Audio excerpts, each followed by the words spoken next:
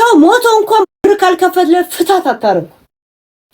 ሀብታም ሲሞት አልማዜው እንዳለቀ ካሴት ነው ስትሳብ የምትውለው እኮ እያልክ ፍታት ስታርግ ፍታት።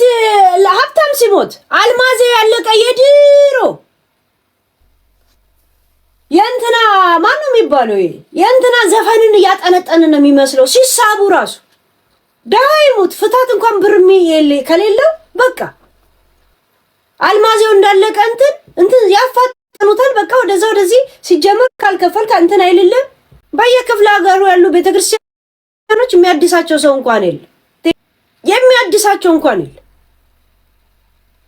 ሲኖዶሱ ትላላ እንዴ እዚህ ትልልቅ ወርቅ ታረጋለህ፣ ነገ ደግሞ ጥምቀት ነው ትላለህ፣ ሌላ ወርቅ ልብስ ትለብሳለህ፣ ማን ትላለህ። የሚጎበኙ ስንት ገዳማቶች ስንት ምናምኖች አሉ። ለእንትና ብቁ አይደለችም፣ ለሴት ሲሆን ብቁ አይደለችም። እኔ እከደከን እቺ የልጆቹ እናት ረስታው ሊሆን ይችላል።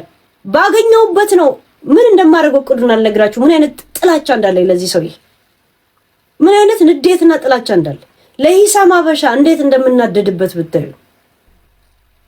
ጋይስ እምነት ውስጥ ያለ ሰው ጋር ምንም አይነት ህይወት ከምትጀምሩ ቂጡን የጣለ ዱርዬ ጋር ሪሌሽን ጀምር። ምንም ቢሆን ታውቁታላችሁ፣ ማንነቱን መነሻውንም መድረሻውንም ታውቁታላችሁ። ይሄ እምነት ውስጥ የተደበቁ ሰዎች ግን ምናልባት ተሳስቼ ይሆን ቃሉ እንደዚህ አይልም ይሆን እቀዘፍ ይሆን እያልክ እንደ ምስጥ በልተው ከጨረሱ በኋላ ነው ራስን የምታገኙ። በልቶ መዝምዞ ከጨረሰ በኋላ ነው የምትነቀው። የሚገርማችሁ ነገር ሃይማኖት ተገና አድርጎ ብርን ተገና አድርጎ የሚመጡ ሰዎች አታውቃቸውም። ካለቅህ በኋላ ነው ራስን የምታውቀው። ካለቅህ በኋላ እኔ ሱፉን ግጥም ያደረገ ሰው ይሄ ሃይማኖት ምናምን የሚል ሰው እናቴ ተው ጥሎብኝ አልወዳቸውም። ሰላም አልላቸውም። ጋይስ አንድ እዚህ ያለ እዚህ የቤተ ክርስቲያን ምናምን ነው ይሉታል። አንድ ጊዜ ገና ልጅ ሆኖ ሰው የሚይዝልኝ ጊዜ ልጄ ለወስድ ሲሄድ ሰዎቹ ትልልቅ ሰዎች ናቸው። አዲስ ነው የመጣው ሰውየው ትልቅ ሰው ነው። እሷ ደግሞ ቡና ምናምን እያፈላች ነው። መጥቶ የሚጎበኙት ያለ እንኳን ደህና መጣ የሚለው ሰው አለ ሊጎበኝ ሲል፣ እኔ ደግሞ በዛው ልጄ ለወስድ ሲሄድ ቁጭ ያሉን ቁጭ አልኩ። የዚህ ሀገር ቄስ ነው የሚባለው ትልቅ ጋይስ። ልጄን ነው የምላችሁ፣ ወጣት ነው ልጁ፣ ቄስ ነው ይሉታል እንጂ ፓካውት ለብሷል። ሸሚዙን አውልቆ ፓካውት፣ ከዛ የሱሪውን ቀበቶ ይሄ ቁልፉ እንደዚህ ከፍቶት ሱሪውን እንደዚህ ያደረገ ነው የሚሄደው ሰው ቤት ውስጥ። ይሄ ቤቱ ነው እንዴ ያልኩኝ እኔ ገርሞኝ። እኔ ሰው ቤት አልሄድም። እንደገና ቄስ ነው። ይሄ ነጯ ፓካውት የለችም ሀበሻ የሚለብሳት ፓካውት፣ እሱን ለብሶ ሱሪ ሰው ቀበቶ እንደዚህ ያላቀቀ የለ ቤት ውስጥ እንዳይጠበው እንደዛ ያላቆ። ከዛ ሰውየው ሽማግሌ ነው እኮ ከሀገር የመጣው ባለቤቱ። ዳቦና ቁረስ ብሎ የሚጠራው ቄስ የሚባለው ፓካውት አድርጎ ሰው ቤት ውስጥ ቀበቶን እንደዚህ ያላቆ ይቆርሳል በሰው ቤት። እንደ ራፐር እንደዚህ ሲያወራልኝ አይቼ ትምህርት ቤት ስንማር ዛሬ ሚካኤል ነው ይላል። ይመጣና አንቺ 10 አንበሳ አንቺ 10 አንበሳ አለ ቲክቶክ ነገር አንቺ 10 እንጀራ ቀይ ወጥ ነጭ ወጥ ምናምን የእውነት መድቦባቸው ይሄዳል። የእውነት ጋግሮ ይዞ ይሄዳሉ። ቤተክርስቲያን ግን የእውነት ጋግሮ ይሄዳሉ። ከዛ እኔ ሊመድበኝ መጣ እንጂ የኔ ክላስ ተማሪ ሆኜ ነው። በእረፍት ሰዓት ኮምፒውተር ስላለ ኮምፒውተሩ ኤርሴት አድርጌው ነገር እየሰማው እንትላል ያናግረኛል። እኔ ኤርሴቱ ላይ ይጫዋለካ። ከዛ እነዚህ የሚያከብሩታል አይደል አባ ነው ብሎ እንትሚሉት ሄለን እያናገረች ነው ያ ሰላም ነው ምናምን። ከሄደ በኋላ ነው ያወቅኩት ማን እንደሆነ። ማን ነው ምንድነው ስል እንዴ ቄስ ነው እኮ ምናምን። ለምንድን ነው የመጣው ስል ዛሬ መብራት ምናምን ስለሆነ እንትን መዋጮ እየተደረገ ምን ታዲያ ምን አዘዛችሁ አልኩት። ያው እኔ እንጀራ ጋግራለሁ ምናምን። አዞ ነው ስለው አው አንተ ኢኮኖሚው ለዚህ እንዳለ ያውቃል ኪስህን አልኩት። እንዴ ግዴታ አይደለ እንዴ ማህበር ምናምን ይላሉ። በጣም ቤተክርስቲያን ያከብራሉ ልጆቹ። የለም ገና አዲስ የመጡ ናቸው። ከዛም የኔን ባህሪ አየ። ስፈልግ ሰላምም አልለውም ያ ቂም ስላለብኝ ማን አባቱን ከኡጋንዳ ሄዶ አስወልዶ ልጅ ይዞ መጣ። ቆሻሻ ነፍጣ ብር አላቸው የላቸውም? አዲስ ተማሪዎች ናቸው ምንም የላቸውም። አላችሁ እንኳን ብሎ እንኳን ግንዛቤ ውስጥ አስገባ። አንቺ ወጥ አምጪ፣ አንቺ ቀይ ቢጫ አምጪ፣ አንቺ አረንጓዴ ወጥ አምጪ፣ አንቺ 8 እንጀራ አምጪ፣ አንቺ አንበሳ አምጪ ብሎ እንትን አምባሻ ብሎ እዛው ድምድም አድርጎባቸው ሄዳል። ሁይዘ እሱ እኔ አቅሟለኝ ጠይቆኛል። ኢኮኖሚ ለዛውም ተማሪ ሆኖ እንደዚሁ እንደጠላሁት መንገድ ላይ ጥላቻዬን ላሳየው ስፈልግ ዘግቼ ሄዳል። ሰላም እንኳን ከሩቅ እንኳን አለው እንደጠላሁት እንዲገባው ፈልግ እንዲገባው እንዴት ላደርግ ጋይስ? እንደዛ እንዳልኩት አሁን ተለያዩ፣ ተበታተኑ ቤተክርስቲያኑ ራሱ። አንቺ እኮ ድሮም ሰው ታውቂያለሽ አሉ። ይገርማችሁ አልነገርኳችሁም አልኳችሁ። ያኔ ተማሪ ሆነን እኛ እንደዛ ሲባል እኮ አናውቅም ነበር። ሃይ እነሱ እኮ አብረው ኖረው ነው። እኔ እኮ አንድ ቀን አይቼው ነው የገባኝ በቃ ማንነቱ ማን ስለሆነ። ሰው ቤት ደግሞ ቄስ ሆነ እንደዚህ ባለትዳር ቤት ልጆች ያላቸው የደረሰች ልጅ ያለችው እንደዚህ ራፐር መስሎ ቀበቶ እንደዚህ ከሱሪ ላይ አርጎ ልክ ቤት የለም ቤት ስገባ ቀበቶን ከተከፋት ፈታ ታረገ የለ ወንዶች ቀበቷቸው ይንጠለጠል የለ እንደዛ እየተራመደ ሰው ቤት ዳቦ ድፎ ይቆርጣል። ናና ባርክ ብለውት ሽማግሌው ባለቤቱ እያለ ነው እንደሱ የሚባርከው። ለዛውም ስነ ስርዓት ሳይኖረው እንደዚህ እንደ ራፐር ይሄድ ልክ እንደ ራሱ ቤት እዚህ ሄደን እዚህ ቤተክርስቲያን መሰለው እንደ የሰው ቤት። እናቴ ትሙት ያጋነንኩት ነገር የለም። ብታዩት ኖሮ ከዚህ የበለጠ መጋነን ነበር የምታዩት። ይሄ ኖርማሊ የሀበሻ ፓካውት የለም እቺ ነጮ እሷን እና ሱሪው ቀበቶን እንደዚህ ያላቆታል ጋይስ። እቺን ሁሉ ያየሁት ልጄን በመወስድበት ሰዓት ከዛን ቆዲ እዛ ቤት ተመልሼ አላውቅም። ህዝቡ ለማን እንደሚሰግድ እና ያኔ ነው አፍሪካ ደሃ ያደረገው ነገር ሃይማኖትና ባህል ነው ጋይስ። ለዚህ በሽታኑን የሚያዘኝ ሰው ቤት ውስጥ የትልቅ ባለ ትዳር ቤት ቀበቶን እንደዚህ ከፍቶ የሚራመድ እንደዚህ ሲፈልግ ጓዳ ገብቶ ይመጣል ሲፈልግ ምናምን እንዴ። ከዛን ይመጣና ደግሞ ነገ አቡነ አይኮኔ አንተ ወጥ አምጣ አንተ ባሽ አምጣ እንደ እግዚአብሔር ባይኖረኝስ ደምድሞ ነው እኮ የምሄደው አለህ እንዴ እንኳን አይጠይቅም እኮ።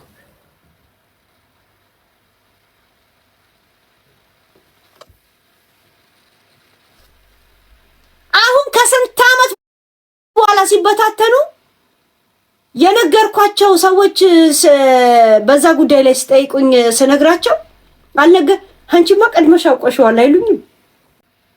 የእውነት እሱ ሲፈልግ ፎን ሴክስ ያደርጋል ኡጋንዳ እየደወለ እነሱስ ሄደው ቤተክርስቲያን ያጸዳሉ። እኔ ጥሎብኝ ቤተክርስቲያንና ሼክ የሚጫወቱ ሰዎች እኔ አልወዳቸው። ለምን ተገና አድርገው ትክክል አይደለውም ብለህ አይምሮ እንድታጨናንቅ ነው የሚያደርጉ። ምናልባት በእግዚአብሔር ገጸፍ ይሆን ልክ አይደለም ተሳስቼውን ገጸጽ ሲሆን ምናምን ትላለህ። ሌላው ሲሆን ሐላል ትናገራለህ። ከተሳሳተም ተሳሳተ እዚሁ እንትን ታደርገዋል። እኔ ዱርዬዎች ይሻሉኛል ግስ ዱርዬዎች ምን ነው ዱርዬነታቸው ለራሳቸው ነው። እኔ ምን ያደርጉኛል ግስ ሱሰኛ ኃይለኛ እኔ ዜድ ትሻለኛለች ከአንድ ቄስ ዜድ ጠጆ ትሻለኛለች። የእውነት ወይ የዱባይ ይሻሉኛል ቄስ እነ ቡቺ ይሻሉኛል ከነዚህ ከቄስ ከምናምን ከሚባሉት። ለልጇ የምታበላው የለው ጫማ ባዶ እግሩን እየሄደች ቤተክርስቲያን ዛሬ ማርያም ነው ብላ 8 እንጀራ ደርድራ ይዛ ትሄዳለች። ተሸክሞ ሄደው ደግሞ በባዶ እግሩ ነው ህፃኑ ልጅ በባዶ እግሩ ጫማ እንኳን የለውም እኮ። እግዚአብሔር ለምን አልቀዘፍ የእውነት እኔ እንደዚህ ነገር አላደርግም። እኔ ሃይማኖት ሶሪ ለራሳችሁ ነው ሃይማኖት። እኔ ሃይማኖት ከተቋም ውጪ ምንም ነገር ቦታ ለኔ የለው። እኔ ሃይማኖቴ ህሊናዬ ነው ጋይስ። የእውነት ጥሩ ነገር ሳረግ ጥሩ ስሜት ይሰማኛል። መጥፎ ነገር ሳረግ ለምን አረኩ ብዬ ይሰማኛል። ያ ነው ሃይማኖት። ሰው ልጅ ህሊና ከሌለው የምታነበው መጽሐፍ ወይም ደግሞ እንትን የምትለው አይደለም። ተቋም ብቻ የሆነ ህሊናን የምታጠናክርበት አንድ ተቋም መርጠህ የምትገባበት ብቻ ነው ለኔ እና ሶሪ ግስ የእውነት ያ ህሊና ነው። ሰው ልጅ ከሃይማኖት በፊት ህሊና ይቀድማል ጋይስ፣ ህሊና ይቀድማል። ህሊና ሳይኖር መጽሐፍ ቅዱሱን እንደዚህ በውሃ እየነከርክ ብትበላ አይገባ። ሃይማኖት ኃጢአት ባይኖረው ስንት ቄስ ነበረ ስንቱን ሴት ህይወቱን የሚያበላሸው? ስንቱ ቄስ ነበር ሲያጭበረብር የምታዩት? ስንቱ ሼክ ነበር ስንቱን ህይወት የሚያበላሸው? ስንቱ ፓስተር ነበር ዘይት እገዛለሁ ሴት ይሰጣለሁ እያለ የሰው ህይወት የሚያበላሸው? ህሊና ነው የሚቀርበው። ሃይማኖት ጀስት ከለላ ነው፣ የሆነ የምትጠለልበት የሆነ ማህበር ያስፈልገኛል። እድር ነው በቃ። የትኛው እድር ውስጥ ልጠለለው? የጴንጤው ምናምን ጀስት አሁን የመጣ ነገር አይደለም። ራሳችን እኮ የመሰረትነው ነገር ራሳችን ዱብ ያለ አለ እንዴ? ራሳችን የመሰረትነው ነው። ዘሴት መቼ ነበር የመጣው ሃይማኖት? ከዛ በፊት ሰው እንኳን ይኖር ነበር እኮ እየተባላ እርስ በራስ አይጋባም ነበር እኮ በስነ ስርዓቱ ይኖር ነበር እኮ። የራስ አመራር 5 ሚስት አስወልዶ በአጋጣሚ መጥቶ ነው እያለ አሁንም እንደገና ለስድስተኛ ቆለጡን ያሻሻል ቁጭ ብሎ ግን ልፈውሳችሁ እያለ ነው ለሙከራ። ዘይቱ ይሰራል አይሰራም እያለ ይሄው 5 ልጆች አስወልዶ 5 አግብቶ ህይወታቸው የሚያበላሽ አይቹ። ሃይማኖት ምንም አያደርግልም። ህሊና ነው ሃይማኖት መሆን ያለበት። ህሊናችሁን አስቀድሙት። ዛሴት ፈረንጅ ደግ ሲሆን አላያችሁም እንዴ? እስተምን ድረስ ደግ እንደሚሆን እስከምን ጥግ ማለት ነው። ፈረንጆች ህሊና ብቻ ነው ያላቸው። ዛሬው ነገር ካረጉ ክስተት ከመሰላቸው ሶሪ ይለዋል እኮ በስነ ስርዓት ደውለው። ሃይማኖት ደግሞ ካላቸው የእውነት እኮ ሃይማኖት በደም ያከራሉ። በነገራችን ላይ የእውነት ይሄ አበሻው ጋይስ እሺት ያ እና እንትና እሸቱ ይሄ ለምቦጫ ይሄ ያልደራው እረኛ የመሰለ የላጫ በእንጀራ ለመጣሽ ነው። ምክንያቱም እንደ እምነት ቶሎ ያነሳው የለም። እምነት ነው ቶሎ ያነሳው። ገባችሁ? 1 ሚሊዮን ተባለ። ከዛም ቤተክርስቲያን መብት አላት በቪዛ ወይ ቄስ ነው ወይ ዲያቆን ነው ወይ ምናምን ብላ ቪዛ ላንተ ማውጣት ትችላለች።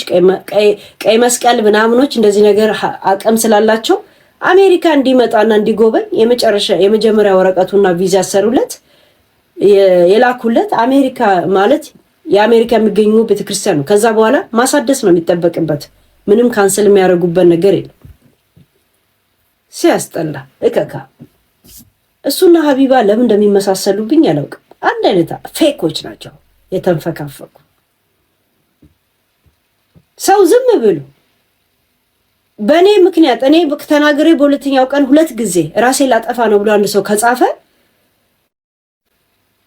እኔ ያረኩ ነገር እንኳን ትክክል ቢሆን በእኔ ምክንያት ግን የሆነ ህይወት መጥፋት ኃጢአት ነው አይደል? እንደ ሃይማኖትም ከሄድን አንድን ሰው ራሱን ያጠፋ ካዳንከው ጽድቅ ነው። በአንተ ምክንያት ራስ እንዳያጠፋ ከጠበቅከው ደግሞ እንትን ነው። በአንተ ምክንያት ካጠፋ ደግሞ ኃጢአት ነው። ያ እንኳን ኃላፊነት የተሰማ ሰው አይደለም። እንደ እምነትም እንደ ስብዕና እንደ አንድ ዜጋ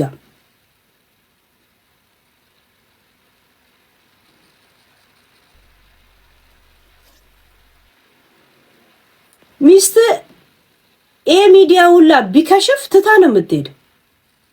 እያንዳንዱ ኢንተርቪው ስትሰጡ የምትናገሩት ንግግር እንደዚህ ያደርግልሻል ይለኛል እሱን እየጠበቅኩ ነው የምትለው ኢንተርቪው ላይ እያንዳንዱ ነገር ሲጀመር ማች እንኳን አታረግ። አንተ የእሷ እረኛ ነው የምትመስለው፣ የሆነ ላጫ ቫዝሊን የተለቀለቀ ነፍጣም ማለት ነው።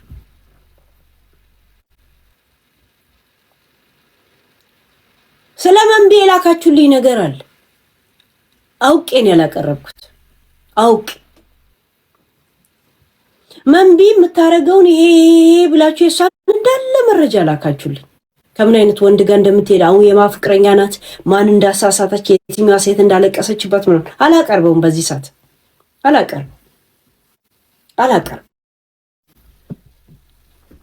ያ ኃላፊነት እንኳን የሚሰማው ሰው አይደለማ። እቺ ልጅ ራሷን ውሸታም ነች የተባለችው ራሴን አጠፋለሁ ብላ 2 ጊዜ ጻፈችው ስላላጠፋች ነው። እውነቷን እንዲሆን ዛሬ ራሷን አጥፍታ ማየት አለባችሁ።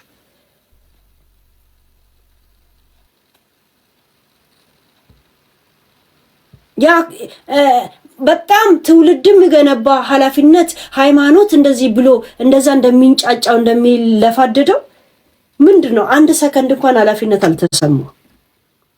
ማታ መጥቼ ይቅርታ ጠይቃለሁ አንተን እንኳን አላከበረም እኮ እስከ ዛሬ እንደዚህ አይነት ፕሮግራም አለመስራቴ ይቅርታ ብሎ እንኳን ላግጦብን ሄደው። አየ ሰው ጤፉ ስትሆን ሰው ገለባ ሲሆንብህ ሁሉ ነገር እጅ ላይ ሰበሰብክ ሲመስል እንደዚህ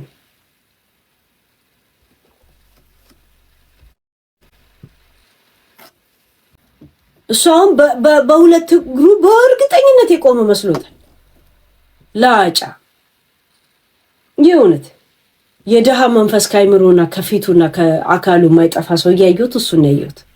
የእውነት ዘንድሮም ቫዝሊን ተለቅልቆ የሚመጣ ናይ ኃላፊነት ሊወስድ ይገባላ።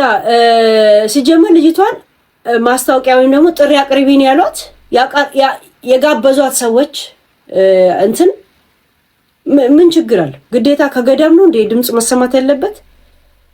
እኔ አካሌን ብሸጥ ለራሴ ነው። ሰዎች ማንም ሰው ለሃይማኖቱ ዘበኛ ነው። ይሄንን ታውቃላችኋል። የሃይማኖቱ ተገዢ ባትሆንም ለሃይማኖቱ ዘበኛ ነህ። ዝም ብለህ እንዳለ ስለ ኢትዮጵያኖች ነው የማወራው። 95%ዎቹ የሃይማኖቱ ዘበኛ እንጂ የሃይማኖቱ ተገዢ አይደለም። ሴተኛ ዳሪ ስለ ሃይማኖቷ የፈለገ ሃይማኖት ተከታይ ትሆን ያን ሃይማኖትን ጋር እንዴት ትላለች? አይ ዘበኝነት ዝም ብለህ ዘበኛ ነው እና ያ ዘበኝነቷን እንትን ብትል ለምን ነው የምትወቀሰው? ገዳሙ ራሱ ጥሪ እንድታቀርብ የጋበዛት ያላፈረባት አንተ ማን አባ ስለሆንክ ነው? ከገዳሙ የበለጠ ጽድቅ እየበደደርክ ማለት ነው። እከካም ቆሻሻ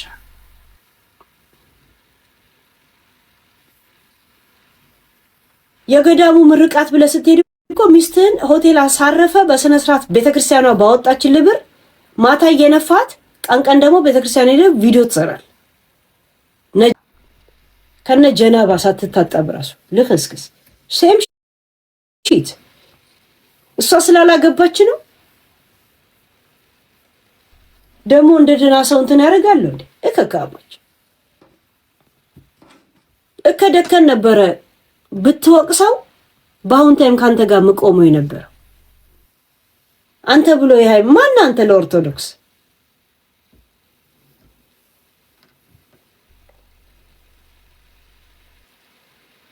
ለማንኛውም ጋይስ ቴንክ ዩ ሲ ዩ አጌን እላችኋለሁ።